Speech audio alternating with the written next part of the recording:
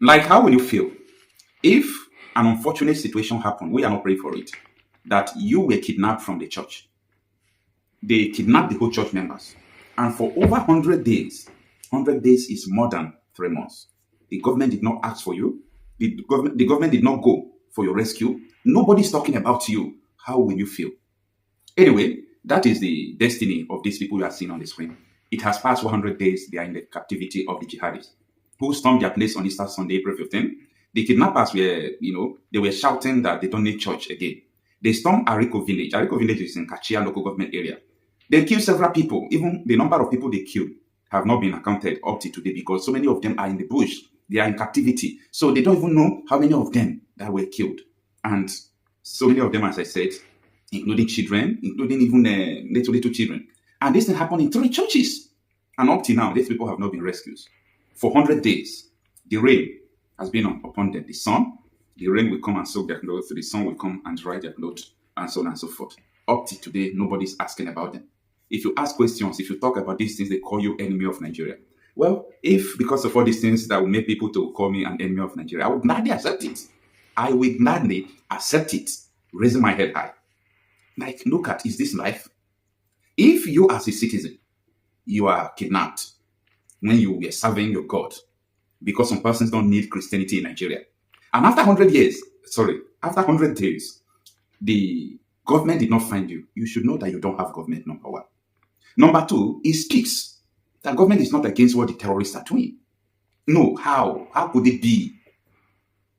On Easter Sunday, this thing happened up to today. We are not even talking about other Kayama, 150 people kidnapped in Kayama local government area, that is Kwara State. Those people have been staying there, and other people kidnapped in Borno State during the time that Oyo abduction happened. The ones that were kidnapped even yesterday, you could get the right kidnapping every now and then. Churches, schools.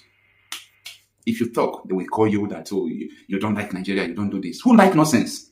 No, who like nonsense? No, who like nonsense? Democracy, zero. Talks, terrorism.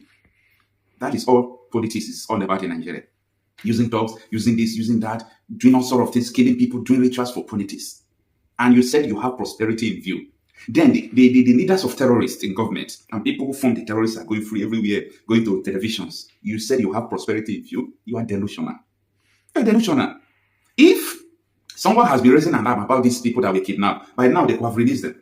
But some of you will come out to say that, oh, you people are raising an alarm. You people are doing this. The government is trying this. Look at your lives.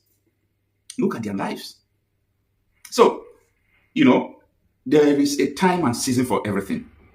If you still regard this season as a season to keep quiet or a season to sit at the fence, it doesn't concern me.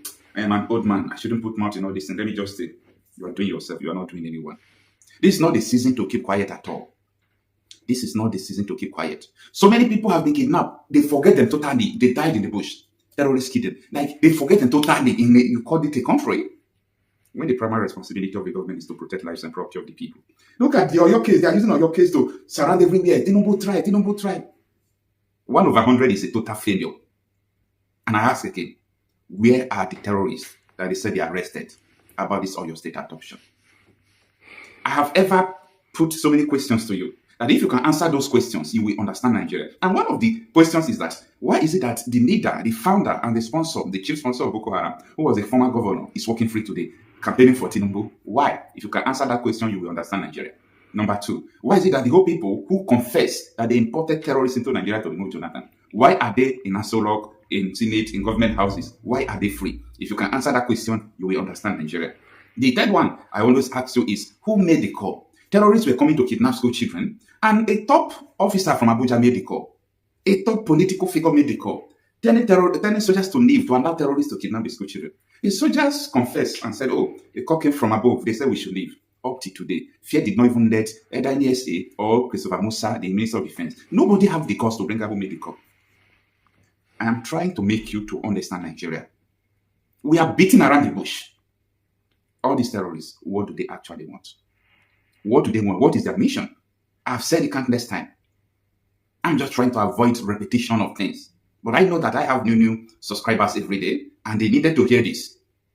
Look at people are in 100 days in detention captivity. 100 days in the bush. 100 days. Nobody is there to change their cloth because they were kidnapped from the church. They are infidels in their eyes. Nobody dare to go and do something, use helicopter to go and change their clothes, and so on and so forth. Like they change the cloth of your kidnapped victims. Nigeria is too deep. Nigeria is very, very deep. Now tell me, who will raise alarm for these people? Who is going to cry for them?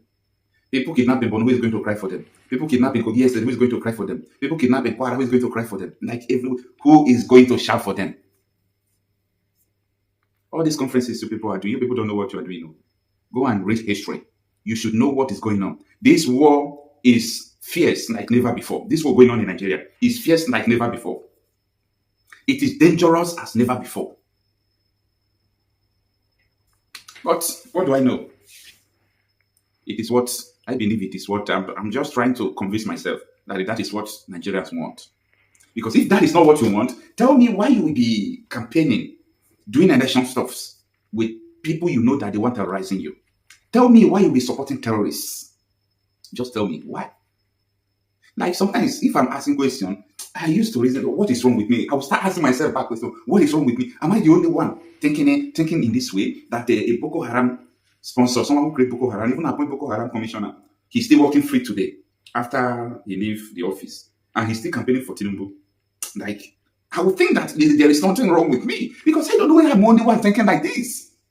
Or just remembering, flashing back what Kabara just said, that yes, our coalition, the coalition of Tinubu and Buhari, who imported the terrorists to remove Jonathan, I would be shocked. Like, these people are still in power. Tinubu is still there. Oshomon led them. They are part of the coalition. Kabara made this statement, so it's a confessional statement, no longer allegation. And everybody is pretending they don't know. Like, some things will make me to be shocked. Like, is this a place? Is this a country? Is this a place?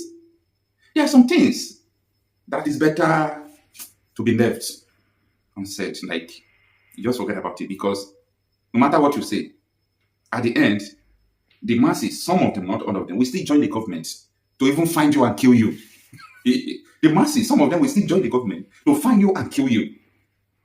Ignorance is a dangerous thing. No wonder the Bible says it was therefore that my people are destroyed because of the lack of knowledge. It didn't say my people are saved, or my people are destroyed because of weapon, my people are destroyed because of war, my people are destroyed because they don't have money or they are hungry. No.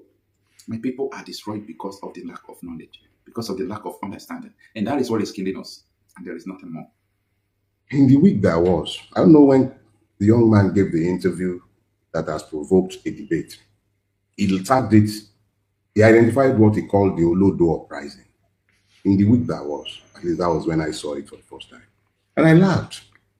Not because I found anything funny, but because the young man, and I think my gray hairs qualify me to call him a young man, the young man was identifying something in his time, but he was seeing the latter stage of something that had started in my own generation when I was probably his age. And what was this thing? I spoke about weaponized ignorance for the first time in 1994 when I wrote a piece for what was then the AM newspaper. I identified weaponized ignorance, which has started weaponized poverty, being promoted by the Nigerian state, then under General Abacha, against the Nigerian people. It is not person-based. It is a systemic decision to impoverish the people, but they started it with weaponized ignorance. The young man is identifying the same phenomenon, but what he's seeing, the byproduct, which is the elevation of idiocy at a mass level, which has led to the stupefaction of an entire state. Nigerians are painfully ignorant. And the painful thing about the ignorance is the willfulness of the ignorance, because when you present these persons with facts, verifiable facts, they dismiss these facts because it could not pass through the filter of their ethnic, religious, or partisan biases. It's almost as if their refusal to accept the truth invalidates the truth. And then we are all harvesting the product of this Olodo uprising. But Olodo uprising was fathered by weaponized ignorance, which is a tool deployed against the Nigerian by the Nigerian state itself. This is yes, 100 days in captivity. So for those people they kidnap for Kaduna, you understand, where they abduct, I don't say that Easter Sunday, that incident happen. You understand? So I think is not the attack that day. You understand? So you don't complete 100 days now or more. Because of him, they are okay. And okay, no see any for Kaduna. I don't understand. You come like say all those people they exist again. Wow. But this country, it's funny. It's just funny. I don't really understand. What did they go on? Well, may God help us.